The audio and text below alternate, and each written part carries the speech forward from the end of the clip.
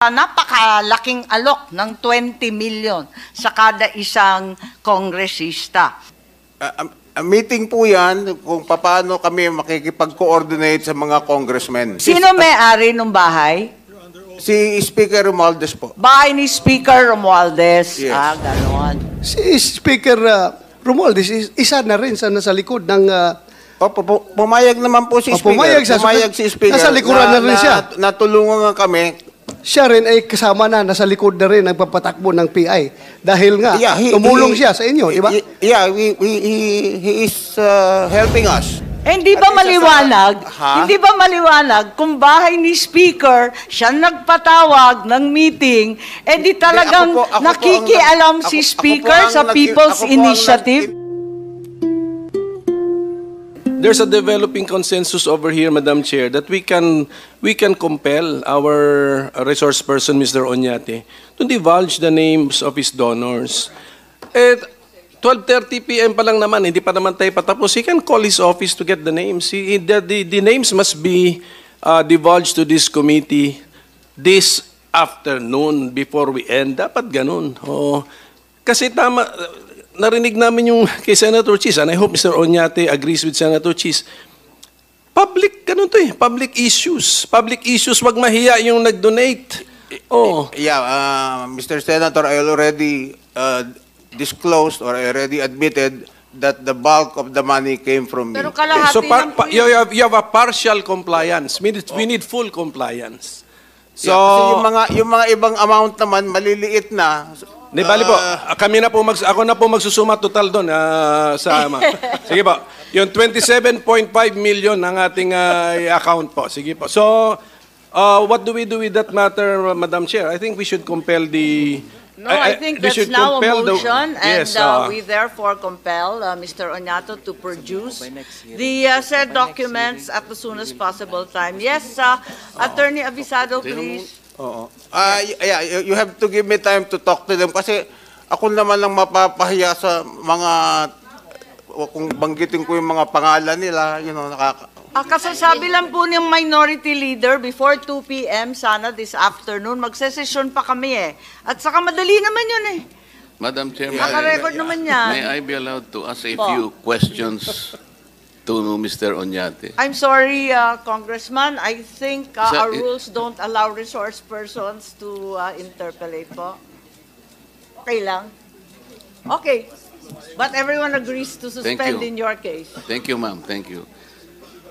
Mr. Oñate, alam po ninyo yung kahalagahan ng initiative na ito at kakailanganin niyo maraming resources dito. Hindi po biro-biro ito, tama po? Yes, I agree.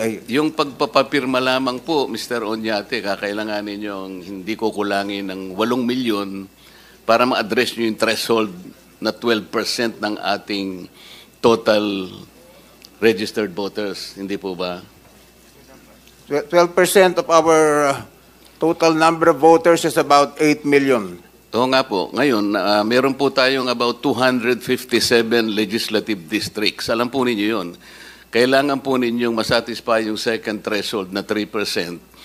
Kaya napilitan kayo, ayaw nyo man siguro, na magpatulong na kayo sa mga representatives ng kani-kanyang distrito. Tama po ba yun? Yes, that's correct. Sapagkat nagiging practical kayo siguro, sapagkat sa inyo lang, siguro kahit na yung et al na ito, ilan po ba kayo? Kahit na siguro 100 kayo, mahihirapan pa rin kayo na pumunta sa iba't ibang dako ng ating kapulungan para magpapirma lang kayo, lalo na kung ipaliliwanag pa ninyo, sapagkat hindi pipirma ang tao kapag hindi nila ganap na naunawaan kung ano ang kanilang pinipirmahan. Yung bahagi ng pagpunta sa kanila, pagpapaliwanag, yun po yung malaking panahon na kakailanganin ninyo.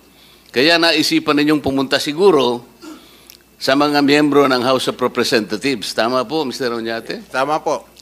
Pero nakalimutan mo akong puntahan, di ba? Yeah, okay. Kasi hindi ko... Ngayon, dahil wala akong hindi district. Hindi ko po kayo kasi... Ngayon, ganito po. Mr. Oñate, meron po ba kayong nalalaman na batas na pinagbabawal po yung ginawa ninyo na makipag-ugnayan sa mga kongresista? Wala naman po kasi yung People's Initiative is enshrined in our Constitution and it is the right of the people to So wala make that pong, initiative. Yun po ang sabi sa akin ng mga lawyer. so wala pong batas na nagbabawal sa inyo, lalong-lalo na po kung kayo nagpapatulong dahil sa paniwala ninyo, ito ay isang bagay na kinakailangan ninyong gawin.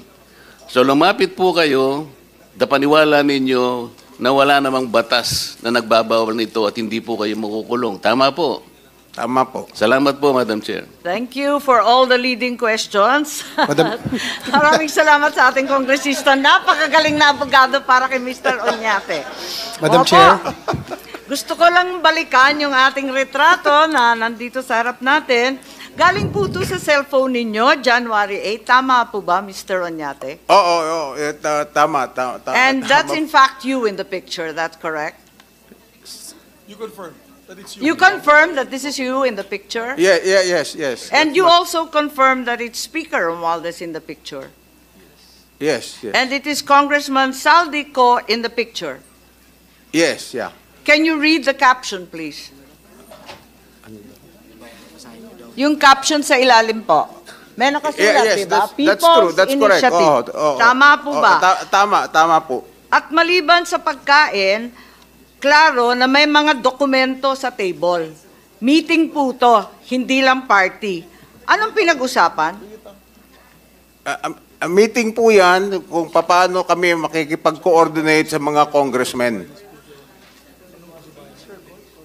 Saan lugar to? Saan ginanap itong parting to? Para lang malaman namin. Sa ano po yan? Sa townhouse sa Forbes, sa Forbes Park. Kanino Malapit sa- nga? Kaninong lugar? Ipaliwanag. Wala namang masama magtipon-tipon sa bahay ng Miss Kishino. Ano ho yan? Dalawang townhouse. Hindi, kanino na, po? Na Kaninong lugar? pinagdikit. Inyo? Bahay mo? Bahay mo po? It's a meeting Attorney place. Abisado, please. It's our meeting place. No, pero sino may-ari? Sino Lu- ang Sino may-ari ng bahay? si Speaker Romualdez po? Bahay ni Speaker Romualdez. Yes. Ganon. So, ang naging Diyan po, host doon at po kami nagkumbida ay si Speaker Romualdez. Tama po Ako ba? po ang nagkumbida. Dapat Paano po ka magkukumbida? Di mo bahay. Oo nga. Bira naman. Oo nga po. Dapat po yan sa bahay ko.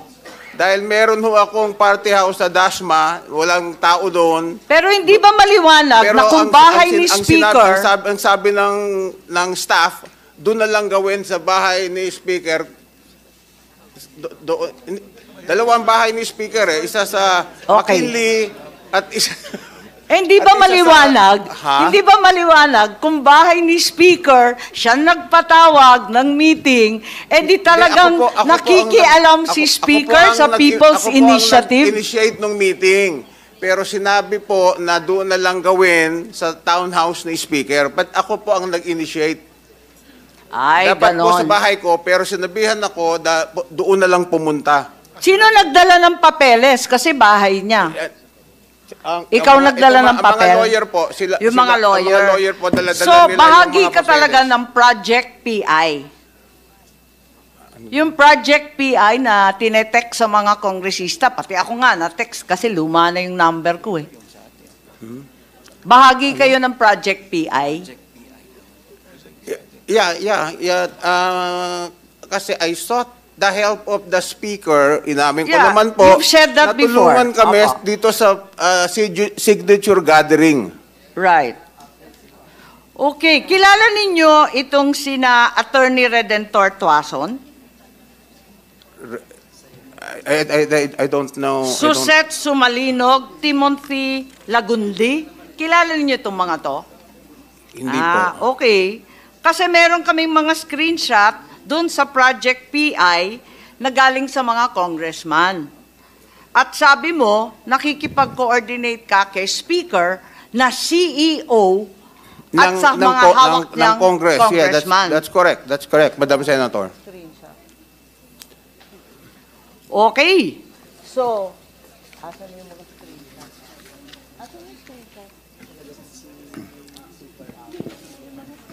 Madam Chair. Madam Chair. Madam Chair? Yes po. Yes, Senator Bato, please. Ayan yung mga screenshot. Kasi sabi mo, bahagi ka ng Project PI. Nagtatanong lang ako, baka kilala mo itong mga to. Andito yung mga pangalan. Hindi pala ninyo kilala. Hindi Kasi, ko po kilala. anong pagkaintindi mo dyan sa message na yan? Pakibasa lang po.